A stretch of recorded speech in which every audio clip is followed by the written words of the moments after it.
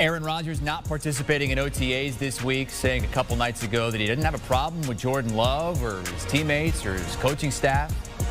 Yesterday, Matt LaFleur said he's staying optimistic that they can bring Rodgers back. Aaron definitely knows how we feel about him. You know, how he's such an important part to our football team, such an important part to our organization. And, you know, we're just going to continue to try to work through this and hopefully can get him back in the building at some point. Rodgers now top 5 in NFL history in passing touchdowns after throwing a career-high 48 last season. They're going to trade him. If they're going to do that, they would likely, hey, I said top 5 all time. I meant this is a season. I'm an idiot. This was a season stat. He threw 48 touchdowns last season. That is tied with Dan Marino for the 5th most all time. The other thing I was trying to say, if they're going to trade him, they'd likely wait until June the 2nd, which would reduce their cap charge. NFL insider Jonathan Jones joining us. JJ, what is the latest on Rodgers as we move now within a week of that potential trade window opening up a little bit wider?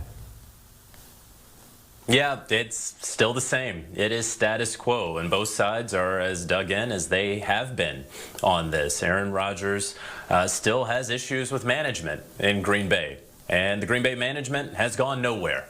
There's no real taking back how management handled the Jordan Love pick. And we heard from Aaron Rodgers that he likes Jordan. Okay, he can like Jordan the person, but he didn't like the pick. And he knew that he still had plenty left in the tank, and he understood that that pick signaled management believing that his days were numbered there in Green Bay. And then he goes out and wins the league MVP. But not just that, of course. It was the fact that they traded up to get the quarterback. And not just that they traded up, but that they didn't inform him of it, that he didn't get that call after 15-plus years there at the organization, a Super Bowl, and at the time, 2 NFL MVP. So there's no real taking that back. But again, nothing's changed. Everyone is still there with the Green Bay Packers except Aaron Rodgers. And, you know, we saw him on Instagram enjoying his time in Hawaii, listening and jamming out a little bit to Taylor Swift. And I don't anticipate that he's going to be showing up for any OTAs or any mandatory minicamp for the Green Bay Packers. And, Chris, you mentioned that June 1st designation, if they're going to trade him for cap purposes. You know, that is certainly, you know, for the viewers, that's one of those things where if they wanted to trade Aaron Rodgers, which they don't, but if they had to trade Aaron Rodgers, they could go ahead and essentially put the trade sheet together. Everyone could sign it, and then you post-date it to June the 1st or June the 2nd and execute it officially on that date. But, you know, I don't anticipate that anything anytime soon is going to happen with Rodgers and the Green Bay Packers. I do believe that this is going to stretch out well into the summer. Hey, you wonder what will be the case and his circumstances come July the 6th when he's involved in the next match in the world of golf. Tom Brady and Phil Mickelson taking on Bryson DeChambeau and Aaron Rodgers. What was the reaction when you heard that today? I don't know if Aaron Rodgers and Bryson are going to get along all that well. We know that Phil and Tom are obviously going to get along and provide some pretty good commentary. But, you know, Aaron is a very unique individual and certainly one of the smartest guys and one of the most unique people in the NFL. And Bryson is Bryson on the PGA Tour. So it's one of those things where I don't know if they're going to be enough alike or maybe too much alike in certain areas where they're going to either like each other or hate each other. So I am fascinated to see how that one's going to play out. Yeah, I'm hoping that they get along about as well as Bryson and Brooks Koepka, because that would make for interesting television. Again, it's on a Tuesday, July the 6th on TNT. Moving back to pure football news, I don't know how good a golfer Russell Wilson is, but he had an interesting offseason. It started off a lot like Aaron Rodgers in what has gone on the last month or so, but after that little spat between Wilson and the team, there's a report now that he's, quote-unquote, all in with the Seahawks. What more can you tell us about that? That's what it always seemed like was the intended purpose, or at least, well, listen, Russell Wilson did want to get out of Seattle. His intended purpose was to get out of Seattle. He didn't go about it in the right way, in my opinion. Neither did his representation. I'm on the record as saying that. But this always seemed like the end result, right? If cooler heads could understand what was the realistic end result, this is sort of it, where, hey, we're going to go out there and trade for Gabe Jackson and bring him in. And, hey, you want more say in the offense? Well, you've probably had a little bit of say in it, but now that we have the new offensive coordinator, Shane Waldron, in, we're going to give you more say. You know, this isn't a team that's been struggling, that consistently goes 6-10. I mean, he's gone to the postseason all but 1 year that he's been in the NFL, and he's a huge reason for that. Pete Carroll is a huge reason for that, and really more than anything over the past several months, it's, okay, Russ, you want to go somewhere. Do you think the grass is going to be greener in Chicago with Matt Nagy and Ryan Pace and that aging roster, or do you think you can get the job done here in Seattle? That's always been my deal with Russell Wilson. I didn't think that any sort of deal was going to be completed for Russell, and obviously Seattle had no interest really in doing that. So listen, we could very well be in a very similar position come late January, early February of 2022, if and when the Seattle Seahawks do not make it to Super Bowl 56. He could still raise the same concerns, still do it through the same channels, and then it could be a very, very real possibility once it has been out in the open as an open secret for, at that point, a year plus, that he would be wanting to move on, that Seattle, in theory, has been preparing themselves for life after Russell Wilson, because we know once his contract's up in 2023, it's highly unlikely that he's going to sign another deal there. So you want to go ahead and get ahead of it, trade something for Russell Wilson rather than lose him to free agency and get some comp pick. So I could see something happening next offseason if the feelings are still the same. But if we were all being level-headed and realistic about the end goal, it was, okay, you guys satisfied me. I'll be back because, well, I'm not going anywhere. Yeah, he wanted out, didn't get his way, at least not this offseason. We'll see what happens with Julio Jones. He made it clear earlier in the week that he wants out. His new head coach, Arthur Smith, says, look, I don't have any issue with him speaking out, but he didn't say anything about potentially trading Julio Jones. What's the market looking like right now for Julio?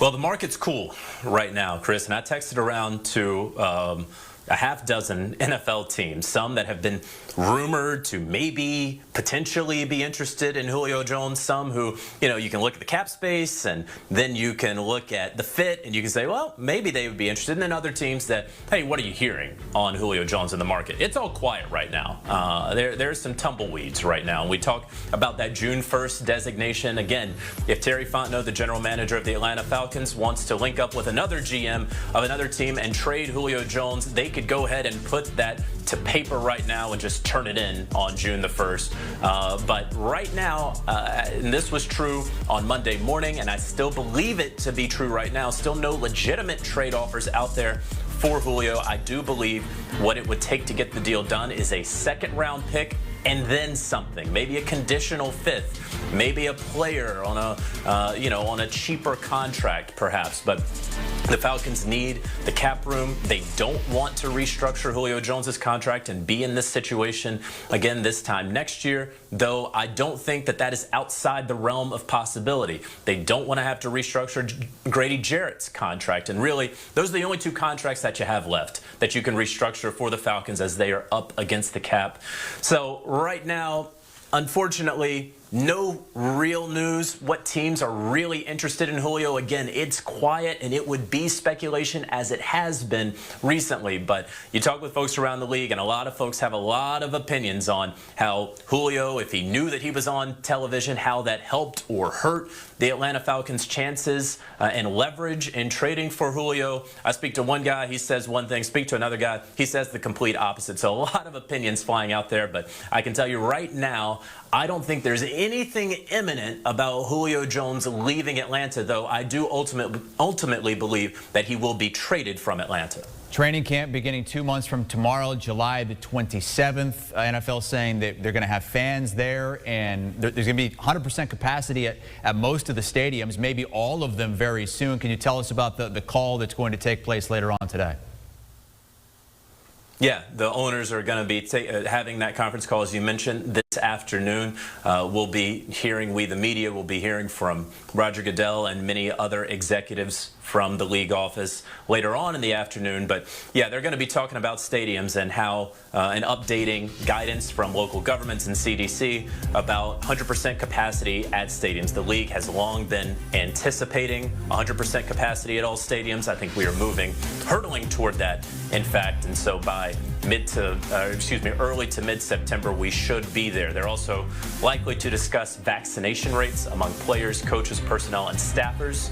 I'll be interested to see if the league wants to release those numbers or not, because they are taking attendance, if you will, each week and requiring that each week from NFL teams. So those are among the things that they are discussing. And then we see right there the veterans reporting to training camp. That first Saturday, all NFL teams will have a sort of midnight madness as we've come to see it with college basketball teams. It's not going to be at midnight, of course, but the league very much wants to have all 32 teams participating in some sort of training camp practice on that Saturday, sort of not necessarily a made-for-TV event, but go ahead and drive more interest than usual there in late July. The league is always trying to capture attention as it continues to become a year-round league. This is the next step there, so they're going to be discussing that on the call as well. Hey, JJ, take a look at the latest tweets from Tom Brady that we're going to pull up right now. He continues to kind of poke Aaron Rodgers a little bit after the announcement came that they're going to be involved in the match with Bryson DeChambeau and Phil Mickelson this July. Tom Brady, and this is a meme that's out of control right now on the internet. The Packers kicking a field goal down 7, and Brooks Koepka is Aaron Rodgers. Oh, man. He also had a tweet earlier saying, hey, get ready for a bunch of layups because we know Aaron Rodgers isn't going to be going for it. And there's Bryson, happy to be here. Aaron realizing he has to spend the whole day with Bryson. JJ, that goes along with what you were saying. You really do not think, and Tom doesn't either, that Bryson and Aaron Rodgers are going to get along. I love those tweets. I don't think that they're going to get along. Listen, I can't say that I've ever had a beer with Aaron Rodgers, and I don't want to have a beer with Bryson DeChambeau, but I don't think that these two guys are going to mesh very well. And I do think that by like hole 12, we're going to feel an Aaron Rodgers eye roll there on the course. Jonathan Jones joining us on a very interesting day between the NFL and the PGA. Chris Hassel, Amanda Guerra here on HQ. I think Aaron Rodgers and Bryson will get along. I think they're quirky enough. They are both quirky in their own way, but It'll be an interesting dynamic. Maybe square peg, round hole. It's going to be great. We'll find out. It's going to be great. In July. Want a sports network that delivers everything that matters about the game? The highlights, the picks, the instant analysis. No yelling, no fake debates, no politics. Hit the subscribe button and never miss a moment.